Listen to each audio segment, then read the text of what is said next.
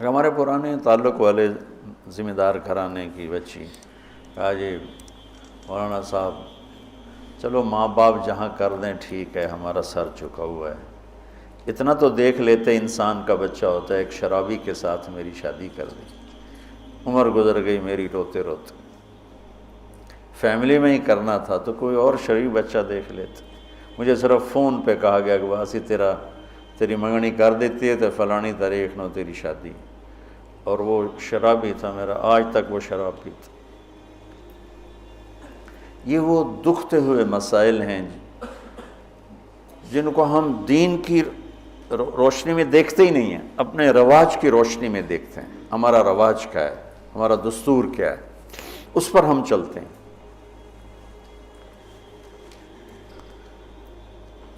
تو میرے نبی نے ہم عمر سے شادی کی، سودا،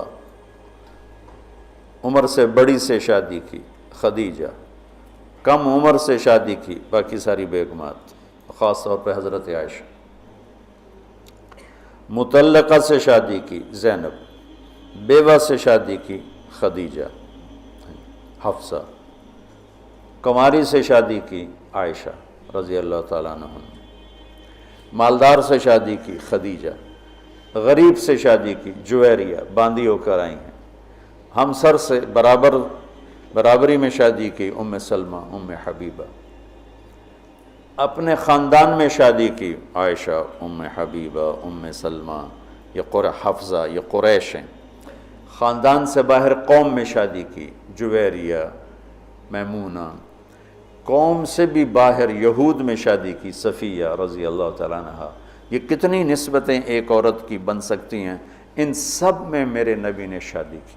اور آپ حیران ہوں گے، اپنی 3 بیٹیاں بنو امیہ کو دیں جن کے ساتھ جانی دشمنی، ابو العاص کو حضرت زینب، ابو العاص بن ربیع بن امیہ بن حرب، اور عثمان بن عفان بنو امیہ، تو پہلے حضرت رقیہ کا کیا، پھر ام کلثوم کا کیا، اور علی اپنے گھر کے تھے، خاندان کے تھے، تو ایک فاطمہ کا رشتہ ان کے ساتھ کیا۔ اور حضرت عثمان کے نکاح میں جب حضرت ام کلثوم کا بھی انتقال ہوا تو آپ نے فرمایا میری 100 بیٹیاں ہوتی اور اس طرح مرتی، 100 کی 100 عثمان کے نکاح میں دیتا۔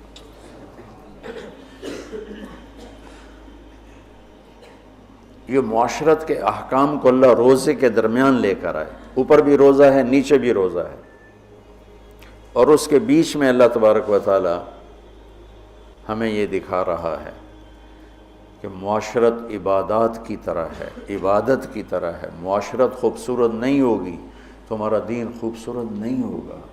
میں بیوی کو عزت نہیں دوں گا، دیکھو طنز کا بول ایسا جیسے کپڑے پھاڑ دینا، بے عزت کرنے کا بول ایسا جیسے کپڑے پھاڑ دینا۔ اور میں کتنا ہی پاگل ہو جاؤں غصے میں اپنا کرتا خود نہیں پھاڑتا ہوں، میں کسی کا کرتا تو پھاڑوں گا، اپنا نہیں پھاڑوں گا۔ تو میری بیوی میرا لباس ہے، مجھے غصہ چڑھا ہوا ہے، مجھے گلہ آیا ہوا ہے، تو میں لباس پہ ہاتھ نہیں ڈالوں گا۔ یہ میں کیا کہہ رہا ہوں کہ میں بیوی کی دل شکنی نہیں کروں گا، بیوی خاوند کی دل شکنی نہیں کرے گی، برداشت کریں گے، تب جا کر یہ رشتہ خوبصورت ہوگا۔ دنیا میں کسی بھی رشتے کو باقی رکھنے کے لیے برداشت کے سوا کوئی قانون نہیں، اور اس رشتے کے لیے برداشت سب سے زیادہ ہے کہ برابری کا رشتہ ہے، کبھی خاوند گرم کبھی بیوی گرم، تو دونوں ہی گرم تو پھر آگ بھڑکے گی اور بڑھتی چلی جائے گی۔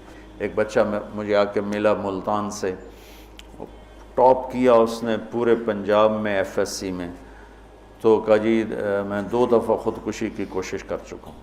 میں نے کہا تم اتنے پڑھنے لکھنے والے بچے، تم کیوں خودکشی؟ کہا جی میرے ماں باپ دونوں آپس میں اتنا لڑتے ہیں کہ ان کی لڑائی سے بددل ہو کر میں نے 2 دفعہ خودکشی کی کوشش کی۔ تو میرے نبی نے 11 گھر آباد کر کے ہمیں زندگی سکھائی ہے کہ اس خوبصورت رشتے کو کیسے نبھانا ہے۔ اس خوبصورت رشتے کو عبدالحی صاحب رحمۃ اللہ علیہ، ڈاکٹر عبدالحی، مفتی تقی صاحب کے شیخ اور رفیع صاحب کے، ان کی کتاب میں واقعہ میں نے پڑھا کہ ایک مرید کے ہاں گئے تو کھانا بڑا پسند آیا، تو فرمایا کس نے پکایا؟ کہا جی بیگم نے۔ کہا بلاؤ۔ ان کی بیگم آ گئیں تو ان سے فرمایا کہ بیٹی آپ کا کھانا بہت بڑھیا تھا، تو بہت اچھا لگا، آپ کا شکریہ ادا کرنا تھا۔ تو وہ زار و قطار رونے لگی۔ تو ڈاکٹر صاحب نے کہا اس میں رونے کی کیا بات ہے؟ کہا جی آپ کے مرید کے پاس 30 سال ہو گئے، کبھی ایک لفظ اس نے تعریف کا نہیں کہا، 30 سال میں ایک لفظ کبھی نہیں سنا کہ ماشاءاللہ بہت اچھا۔ ایک دوسرے کی تعریف کرو، بیوی خامند کو دیکھے تعریف کرے، خامند بیوی کو دیکھے تعریف کرے۔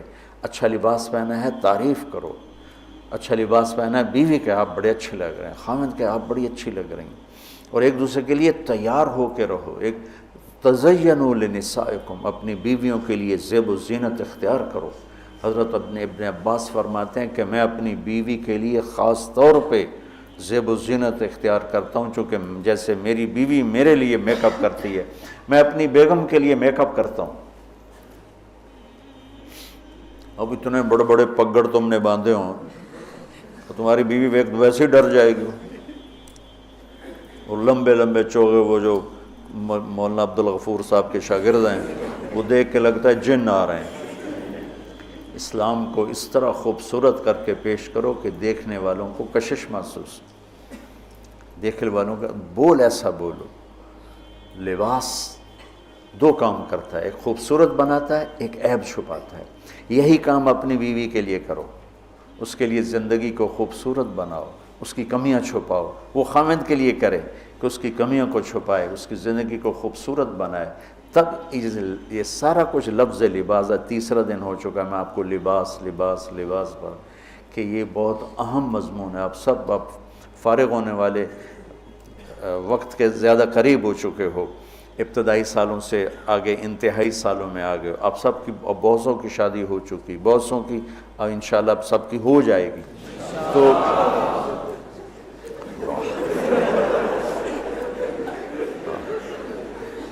مولویوں نے شوق چڑھے ہے شادی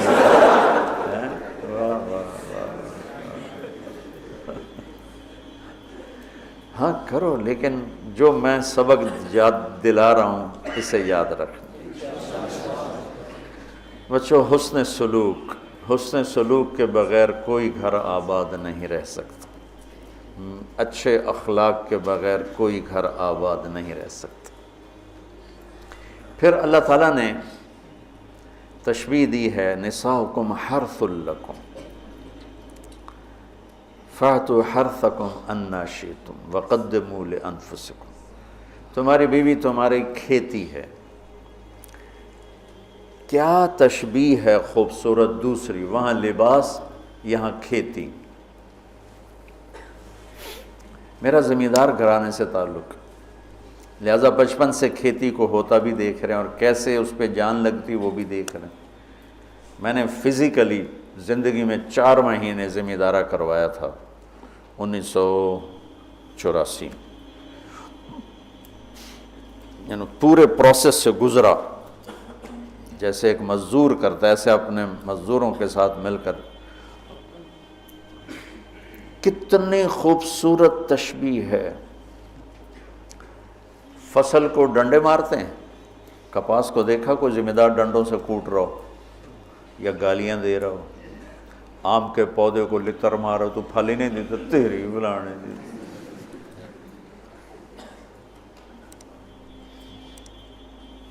کنوں پہ پھل نہیں لگا تو ڈنڈا اٹھا کے چلا رہا ہو۔ فصل کو کتنے پیار سے پروان چڑھاتے ہیں، جس وقت میں فصل کی جو ضرورت ہوتی ہے کس طرح مہیا کرتے ہیں۔ میں نے وہ 4 مہینے ذمہ دارہ کیوں کیا؟ پچھلے 3 سال ہماری فصلیں سب فیل ہو گئی اور قرضے یہاں تک چڑھ گئے۔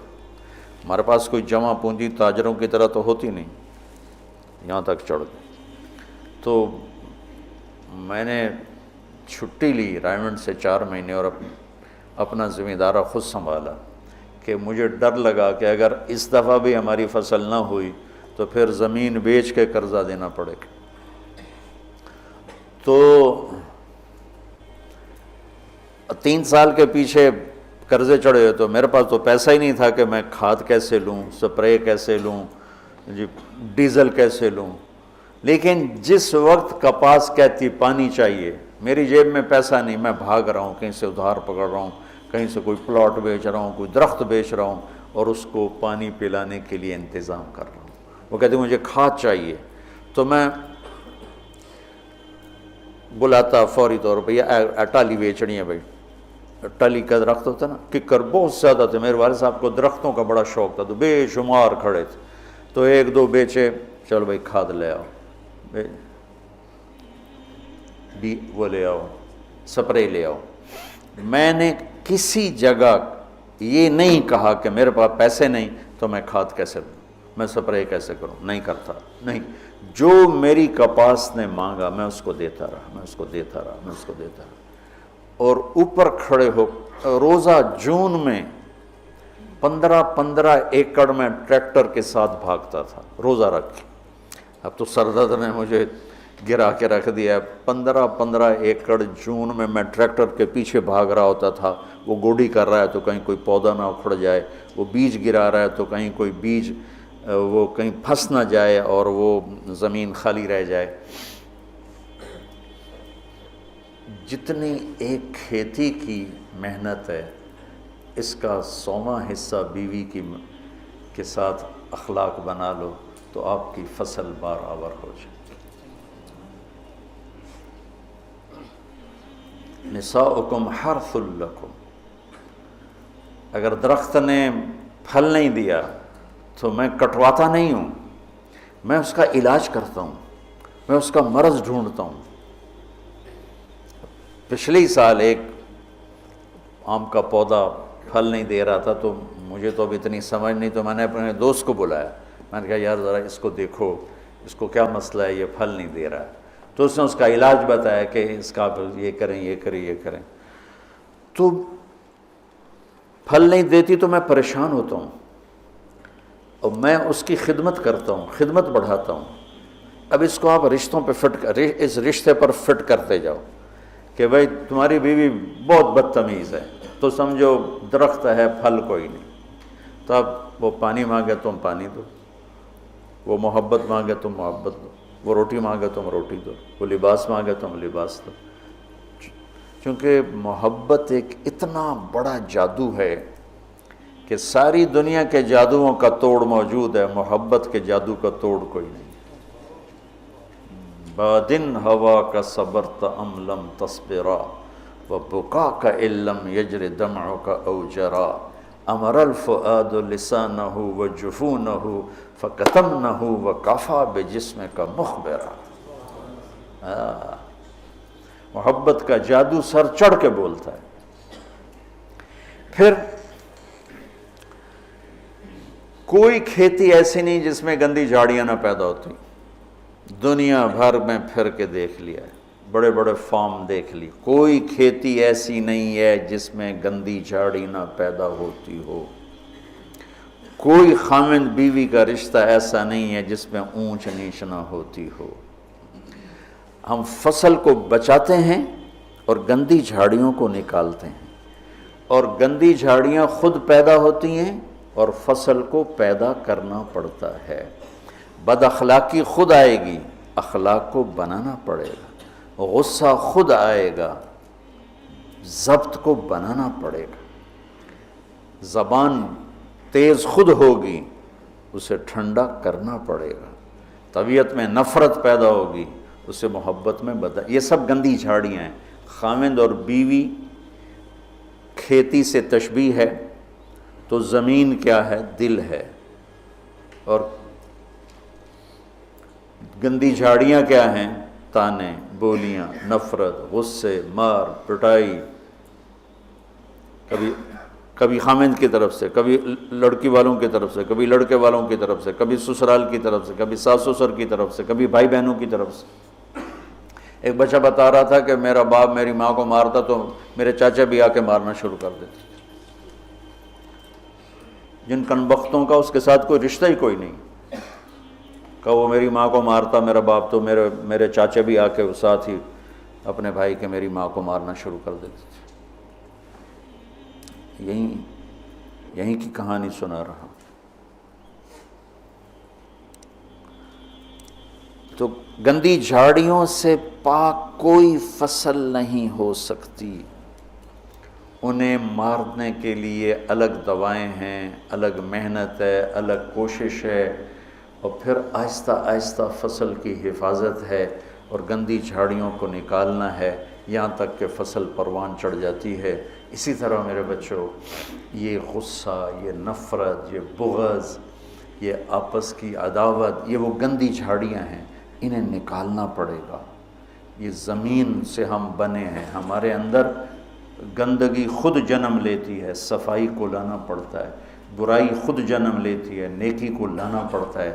جیسے کپاس کو اگانا پڑتا ہے اور گندی جھاڑی کو مارنا پڑتا ہے.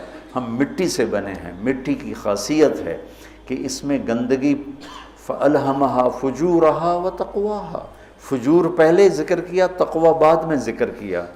میں اس سے یہ استنباط کرتا ہوں کہ ہمارے اندر برائی خود آئے گی، نیکی کو لانا پڑے گا. جھوٹ بولنا خود آئے گا، سچائی کو لانا پڑے گا. بخل خود آئے گا، سخاوت کو لانا پڑے گا. حرص و حوث خود آئے گا، ایثار کو لانا پڑے گا. نفرت خود آئے گی، محبت کو لانا پڑے گا.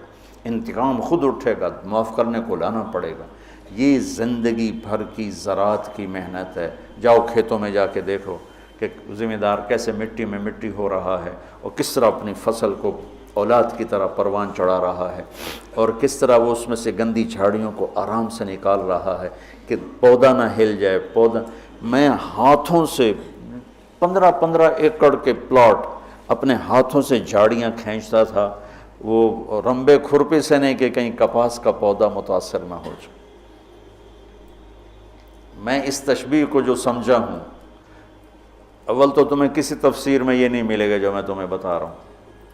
میں تو اس کو زراعت سے سمجھ کے تمہیں بتا رہا ہوں، ورنہ ہر ایک نے وہ ایک مخصوص معنی میں اس کو استعمال کیا. فاتو حرثکم انا شئتم، اس کے بارے میں اقبال و ادبار میں اس کو استعمال کیا ہے.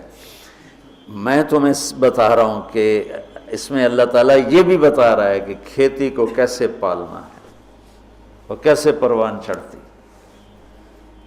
سب سے پہلے اسی کو جب وہ لگ رہی ہوتی ہے تو بھاگم بھاگ، جب تک اس کا پورا پھل گھر نہیں آتا ذمہ دار چین سے نہیں بیٹھتا ہے.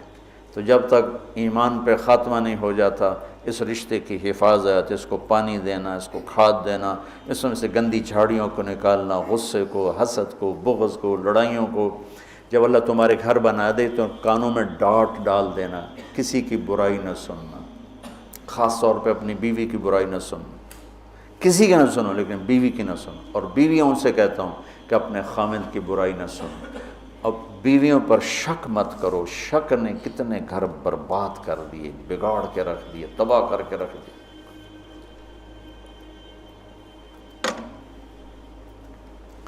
اعتماد کرو. نکاح کا ایک مطلب ہے عورت پر مرد کا اعتماد کرنا.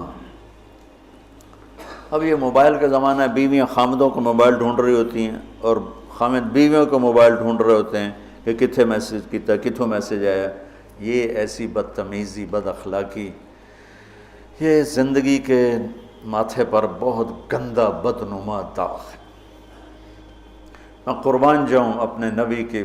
جو حضرت عائشہ پہ تہمت لگی کوئی ایسے نہیں لگی، بہت بڑی حکمتیں تھی پیچھے، اور سارا ماحول متاثر ہو چکا ہے. وحی بند ہے اور میرے نبی کہہ رہے ہیں عائشہ کوئی غلطی ہوئی ہے تو توبہ کر رہے ہو، اللہ معاف کر دے گا. ذرا اپنے آپ کو یہاں خود اپنے آپ کو بٹھا کے سوچو. میں قربان جاؤں، کیا ظرف ہے میرے نبی کا. عائشہ کوئی غلطی ہوئی ہے تو توبہ کر، اللہ معاف کر دے گا. یہ نہیں کہ غلطی بتا میں تمہیں ابھی طلاق دیتا ہوں، ابھی تیرا سر اتارتا ہوں. کتنی بچیاں شک کی بنیاد پہ ذبح کر دی. لڑکے شادیاں کر کے زنا کرتے ہیں اور بچی سے پر شک پڑ جائے تو اسے جان سے مار دیتے. لڑکا گناہ کرے، لڑکی کرے، دونوں ہی بشر ہیں، دونوں ہی انسان ہیں. اس سے بھی خطا ہو سکتی، اس سے بھی ہو سکتی. بیٹی سے خطا ہو جائے تو غیرت پہ زد پڑ گئی لہٰذا اسے ذبح کر دو، اور بیٹا شادیاں کر کے بھی منہ کالے کرتا رہے تو کوئی نہیں جی چھوڑ چک کرنا. یہ میرے ماحول کے آگ ہے جو بھڑک رہی ہے، کسی سے بھی خطا ہو سکتی، بشر ہے، یہ بھی بشر ہے، یہ بھی بشر، اور میرے نبی میں قربان جاؤں، واہ یا رسول اللہ، واہ یا رسول اللہ، واہ یا رسول اللہ۔ عائشہ اگر کوئی کمی ہوئی ہے تو توبہ کر لے، اللہ معاف کر دے گا۔ اللہ اکبر، سوچو تو صحیح، اس سے زیادہ کوئی عورت کو کون عزت دے گا؟ کہ آپ نے ان کو ایک بشر سمجھ کے کہا، ہوئی ہے کوئی کمی تو توبہ کر، اللہ معاف کر دے، نہیں ہوئی تو اللہ تیری شان میں کچھ نہ کچھ ضرور تیری صفائی دے گا۔ اسی وقت پھر اللہ نے جبریل کو اتارا۔ کشاف والے کیا ہیں، جار اللہ، وہ کہتے ہیں کہ پورے قرآن میں اللہ اتنا غضبناک ہو کے نہیں بولا جتنا ان 11 آیات میں غضبناک ہو کے بولا، اتنا کفر کے خلاف بھی اللہ غصے میں نہیں بولا جتنا ان میں بولا ہے۔ اب شیخ رمضی جیسے ڈھونڈیں کہ وہ غصے والا اظہار کیا ہے، میں نے تو خالی پڑھا ہے، تو میں نے اس کو ڈھونڈنے کی کوشش بھی کی کہ بھئی وہ کیا چیز ہے جو یہاں ہے اور کفار کے، فرعون کے لیے بھی نہیں، حامان شداد کے لیے بھی نہیں، جو تہمت لگانے والوں کے خلاف اللہ تعالیٰ نے غیظ و غضب کے ساتھ بات کی۔ تمہاری اس سے زیادہ میں گھر کی مثال اور تمہیں کیا پیش کروں؟ عائشہ اگر کوئی ہوا ہے تو توبہ کر لے، اللہ معاف کر دے، سبحان اللہ۔ پھر اللہ نے اسی وقت آیت کو اتار دی، تو آپ نے ماتھا پہ پسینہ تھا، مسکرائے، عائشہ مبارک ہو، اللہ نے تجھے بری و ذمہ قرار دے دی۔ ام رومان کہنے لگی اٹھو، اللہ کے رسول کا شکر ادا کرو گا؟ نہیں، اس کا شکر ادا کریں گی جو میری گواہی دینے آیا، جو میری گواہی دینے آیا۔ تو یہ گھر کی زندگی کے وہ مسائل ہیں بچوں جس میں پوری امت اس وقت مبتلا ہے، خاص طور پر میرا ملک بر صغیر۔ میں چاہتا ہوں تم سیرت مبارکہ سے اثر لو، اللہ کے واسطے قرآن سے جڑو، سیرت سے جڑو۔ میرے نبی نے کیا کیا؟ ہم صرف بزرگوں پہ اٹک جاتے ہیں، اکابر پہ اٹک جاتے ہیں، آگے نہیں جاتے ہیں۔ ہمارے اکابر ہمارا سرمایہ ہیں، ہمارے لیے عالم الہدا ہیں، روشنی کے مینار ہیں، ان سے استفادہ کے بغیر ہم جاہل ہیں، لیکن وہ بھی ہماری طرح انسان ہیں۔ نمونہ بننے کے لیے صرف میرے نبی کی ذات ہے، صرف میرے نبی کی ذات ہے، صرف میرے نبی کی ذات۔ سیرت سے جڑو، قرآن سے جڑو۔ پہلا نمبر قرآن ہے، دوسرا نمبر حدیث ہے، تیسرا نمبر فقہ ہے۔ ہم نے الٹا کر دیا، پہلے نمبر پہ فقہ کو لے گئے، دوسرے نمبر پر حدیث بھی فقہی انداز میں، اور قرآن تو جلالین پڑھ کے چھٹی ہو گئی، چلو۔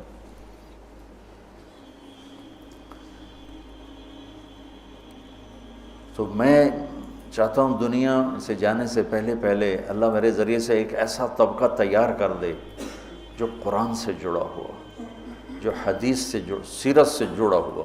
ایک ہے فقہ الحدیث، فقہ السنہ، ایک ہے فقہ السیرہ۔ میں یہ چاہتا ہوں، فقہ السیرہ چاہتا ہوں۔ فقہ السنہ پہ تو بہت کام ہو چکا ہے، بخاری، مسلم، نسائی، ابو داؤد، یہ سب فقہ السنہ ہے۔ فقہ السیرہ کہ میرے نبی کی زندگی سے مجھے کیا روشنی ملتی ہے، وہ چاہتا ہوں۔ اللہ تعالیٰ مجھے بھی دے دے، اللہ آپ کو بھی دے دے۔ اللہم لک الحمد کما انت اہلہ، وصلی علی محمد کما انت اہلہ، وافعل بنا ما انت اہلہ، انک اہل التقوی و اہل المغفرہ۔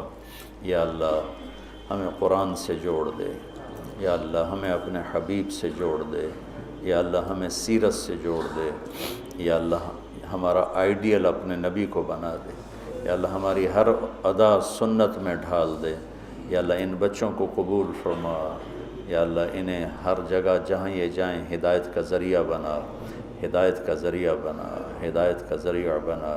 یہ ہمارے شاخیں اور یہ ہمارا مرکز، اس سب کو اپنے فضل و کرم سے قبولیت کا شرف نصیب فرما۔ جتنے دوست شریک مجلس ہیں یا سن رہے ہیں اور ہاتھ اٹھائے ہوئے ہیں، یا اللہ سب سے راضی ہو جا، سب کی دنیا بھی بنا دے، سب کی آخرت بھی بنا دے۔ یا اللہ نہ ہم دنیا کے دکھ سہ سکتے ہیں نہ آخرت کے، ہمیں دنیا کے دکھوں سے بھی بچا، ہمیں آخرت کے دکھوں سے بھی بچا میرے مولا۔ نہ یہاں کا درد سہا جاتا ہے نہ وہاں کا، یہاں کے دردوں سے بچا، وہاں کے دردوں سے بچا میرے مولا۔ ہماری زندگی کا سب سے بہترین حصہ آخری بنا دے، ہمارے اعمال کا سب سے بہترین عمل آخری عمل بنا دے، اور جس دن تیری ملاقات ہو وہ دن ہماری زندگی کا سب سے خوبصورت دن بنا دے۔ یا اللہ تو ہمیں دیکھ کے خوش ہو جائے، ہم تجھے دیکھ کے خوش ہو جائیں۔ یا اللہ تو پوری امت پر آئے ہوئے مصیبتوں کے بادل ہٹا دے۔ یا اللہ پوری دنیا کے فرعونہ کو زیر و زبر فرما دے، پوری دنیا کے شداد حامان قارونوں کو عبرت کا نشان بنا دے، اور پوری دنیا کے انسانوں کے لیے یا اللہ اسلام کا دروازہ کھول دے۔ یا اللہ ہمارے ملک کی حفاظت فرما، اسے فتنوں سے بچا، اندر باہر کے دشمنوں سے حفاظت فرما۔ یا اللہ تو ہماری بھی حفاظت فرما، ہماری نسلوں کی بھی حفاظت فرما۔ یا اللہ ہم سب سے راضی ہو جا، آمین۔